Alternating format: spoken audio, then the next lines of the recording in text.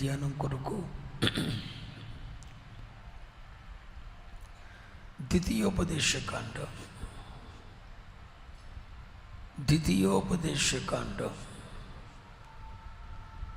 33వ అధ్యాయం 24-25 వచనాలు. ఆషేరును గూర్చి ఇట్లా నేను, ఆషేరు తన సహోదరుల కంటే ఎక్కువగా ఆశీర్వదించబడును. అతడు తన సహోదరుల కంటే కటాక్షమునందును, తన పాదములు తైలములో ముంచుకొనును. నీ కమ్ములు ఇనుపవియు ఇత్తడివి అయి ఉండును. నీవు బ్రతుకు దినములన్నిటిలో నీకు విశ్రాంతి కలుగును. ఆమేన్. యాకోబు కుమారుడైన ఆషేరును గూర్చి ధ్యానించటానికి పరిశుద్ధాత్మ దేవుడు సహాయం చేశాడు. అబ్రహాము కుమారుడు ఇస్సాకు, ఇస్సాకు కుమారుడు యాకోబు. యాకోబు సంతతిలో నుండి యాకోబును దేవుడు ప్రేమించి అతడికిచ్చిన 12 మంది పిల్లలను 12 గోత్రకర్తలుగా చేసి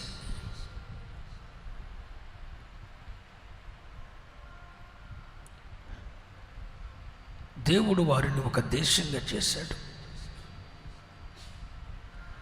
ఇప్పుడు యాకోబు మరణమునకు సమీపిస్తున్నప్పుడు తన కుమారులందరినీ పిలిపించి, నా కుమారులరా, భవిష్యత్తులో అంచె దినములలో మీకు సంభవింపబోవు దాన్ని నేను మీకు తెలియచేస్తాను అని చెప్పి, ఒక్కొక్కడి భవిష్యత్తు ఎలా ఉంటుంది,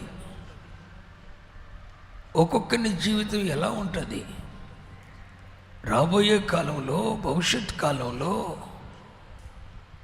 యాకోబు యొక్క 12 మంది పిల్లల జీవితం ఎలా ఉంటుందో యాకోబు ప్రవచనాత్మకంగా ప్రవచించి దీవించి వారిని ఆశీర్వదిస్తున్న సందర్భంలో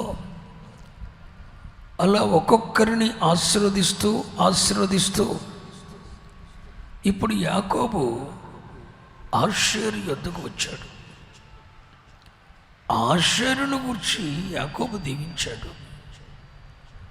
ఆషేరును వద్ద శ్రేష్టమైన ఆహారము కలదు, రాజులకు తగిన మధుర పదార్థములు కలవు అని చెప్పి యాకోబు దీవించాడు. తరువాత దైవజనుడైన మోషే కూడా తాను మహిమలో చేర్చబడటానికి ముందడి దినాలలో ఈ 12 గోత్రాల వారిని ఆశీర్వదించాడు. అక్కడ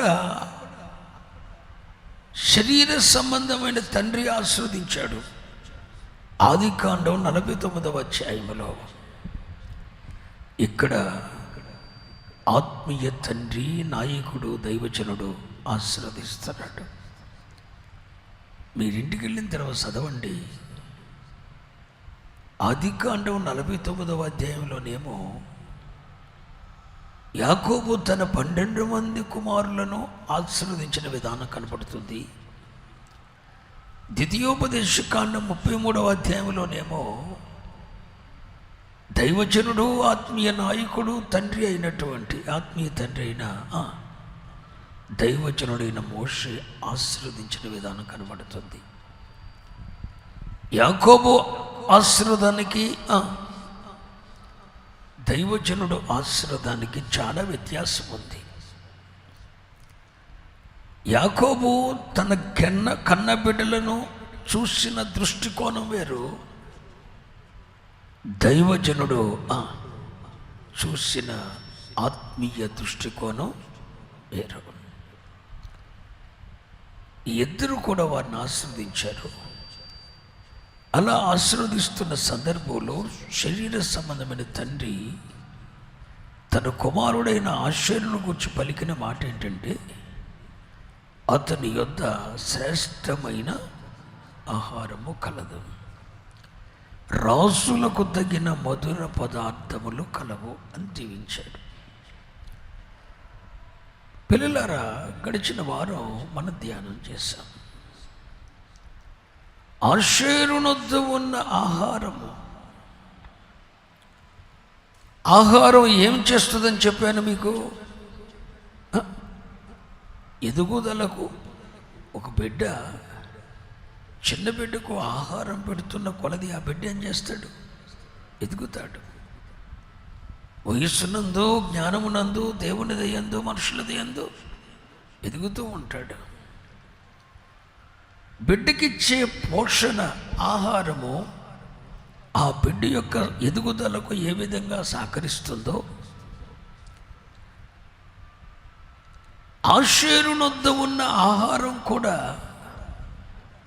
అతని ఆత్మీయ ఎదుగుదలకు, క్రీస్తువలే ఎదగటానికి అతనికి ఆధ్యాత్మికంగా అది సహకారమైంది. ఏంటో దేవుని కృప. బెర్షెబా మినిస్ట్రీస్ పరిచర్యను దేవుడు ప్రేమించాడు. ఒక వినూత్నమైన కోణంలో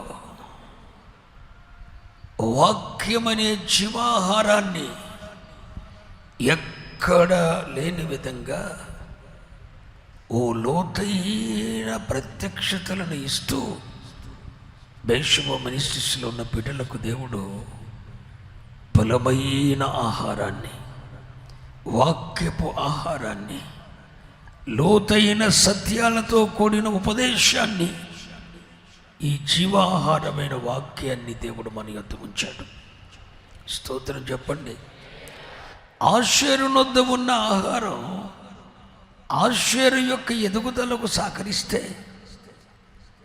దేవుడు మనకిస్తున్న జీవాహారమైన వాక్యం ఆధ్యాత్మికతలో మనము ఎదగటానికి సహకరిస్తూ ఉన్నది. అందును బట్టి మనము ప్రభువుని స్తుతించవలసిన వారమై ఉన్నాం. ఆర్థికంగా ఎంత ఎదిగామన్నది కాదు, కానీ ఆధ్యాత్మిక కోణంలో మన ఆధ్యాత్మిక స్థితి ఎంత ఎదిగిందన్నది ప్రాముఖ్యం. ఐశ్వర్యము, ఘనత అనేది దేవుడిచ్చేవి, మనం సంపాదించుకుంటే వచ్చేవి కావు. ఒకవేళ మనం సంపాదించుకున్నా అవి మన యొద్ద నిలిచేవి కావు. ఒకనికి దారిద్ర్యమును ఐశ్వర్యమును కలుగు చేయవాడు ఆయనే. సమూయేలు తల్లి అయిన, ప్రవక్త అయిన సమూయేలు తల్లి అయిన అన్న దేవుని సన్నిధిలో ఇదే ప్రార్థన చేస్తుంది. ఒకనికి దారిద్ర్యమును ఐశ్వర్యమును కలుగు చేయవాడు నీవే. సమస్తమైన ఆత్మాధిపత్యంలో ఉన్నది, నాయకత్వంలో ఉన్నది. కాబట్టి ఐశ్వర్యము, ఘనత, కీర్తి, ఉన్నత స్థితి అనేవి దేవుడిస్తాడు. వాటి కోసం మనం ప్రాకులాడన అవసరం లేదు. అదే ప్రభువు చెప్పాడు, మొదట నా నీతిని, నా రాజ్యాన్ని వెతకండి, మీకేమి కావాలేనో మీ పరలోకపు తండ్రికి తెలియను. మనకేం కావాలో పరలోకపు తండ్రికి తెలియను.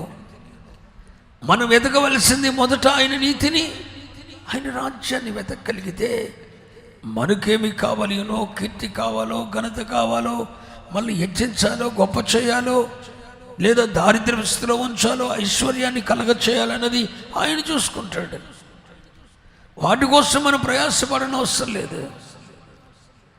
కానీ మన ఆధ్యాత్మిక ఎదుగుదల, ఆర్థిక ఎదుగుదల అనేది దేవుడిస్తాడు.